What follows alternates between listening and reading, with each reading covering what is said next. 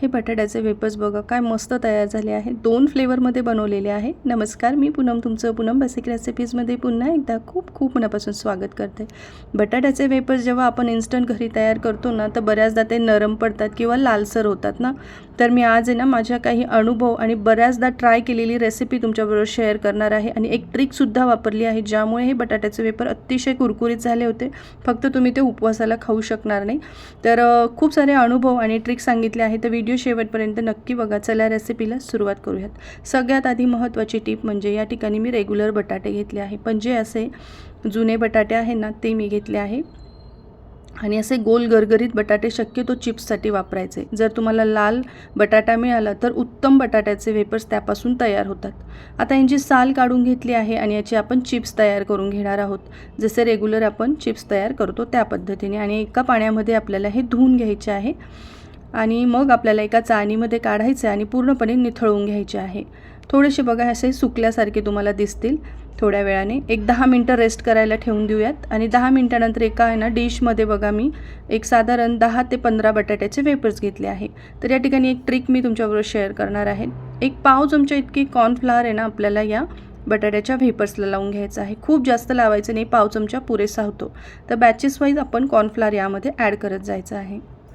आता आहे ना तेलाचं टेम्परेचर खूप महत्त्वाचं आहे। सुरुवातीला तेल गरम करून घ्यायचं आणि बटाट्याचे वेफर्स जेव्हा आपण तेलात टाकतो तेव्हा गॅसची फ्लेम हाय ठेवायची। एकदा का वेफर्स टाकले गेले की मग गॅसची फ्लेम लो करायची आणि मंद आचेवर आता आपल्याला हे अगदी कुरकुरीत होईपर्यंत तळून घ्यायचे आहे। तर बरं, हे बटाट्याचे वेफर्स तळले गेले हे कसं समजायचं? तर यावरचे जे बबल्स आहे ना ते पूर्णपणे नाहीसे होतात तेलाचे आणि मग समजायचं की आपले वेफर्स छान तळले गेले आहे। याच पद्धतीने दुसऱ्या बॅचलाही मी अगदी पाव चमचा इतकं कॉर्नफ्लॉवर लावून घेणार आहे। कॉर्नफ्लॉवर लावल्यामुळे तुम्हाला हे उपवासाला खाता येणार नाही, पण ही ट्रिक वापरून एकदा तुम्ही करून बघा।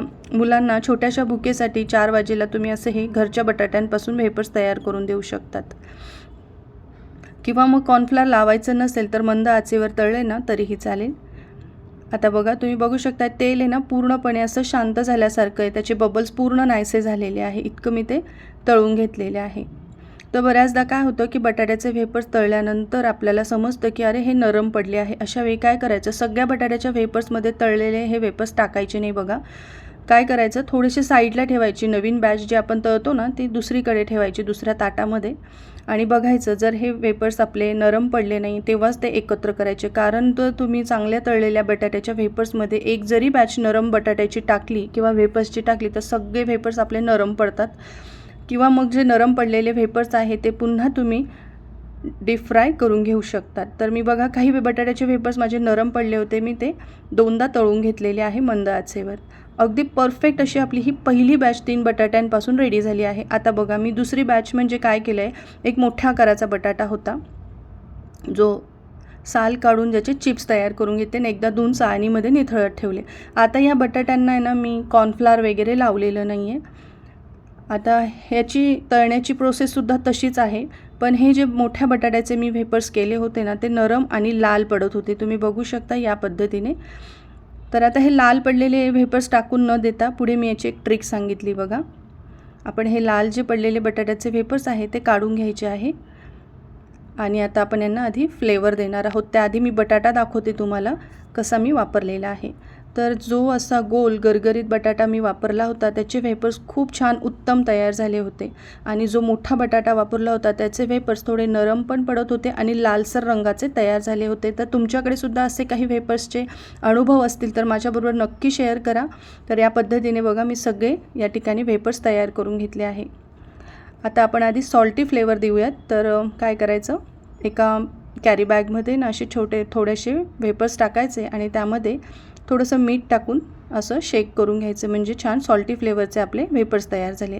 आता दुसरी बॅच आपण तयार करूयात। जर जे लाल पडलेले बटाट्याचे वेफर्स होते ना त्यावर मी पेरी पेरी मसाला टाकला आहे, बाजारामध्ये 5 रुपयामध्ये हा मिळतो। तर या ठिकाणी आपले पेरी पेरी फ्लेवरचे मस्त चटपटीत असे बटाट्याचे वेफर्स रेडी झाले आहे। तुम्ही तुमच्या आवडीच्या कुठल्याही फ्लेवरचे बटाट्याचे वेफर्स तयार करू शकतात। तुम्हाला ही रेसिपी आवडली असेल तर कमेंट करून तर नक्की सांगा, पण अजून चॅनलला सबस्क्राईब केलं नसेल तर नक्की सबस्क्राईब करा। माझा व्हिडिओ पाहिल्याबद्दल धन्यवाद।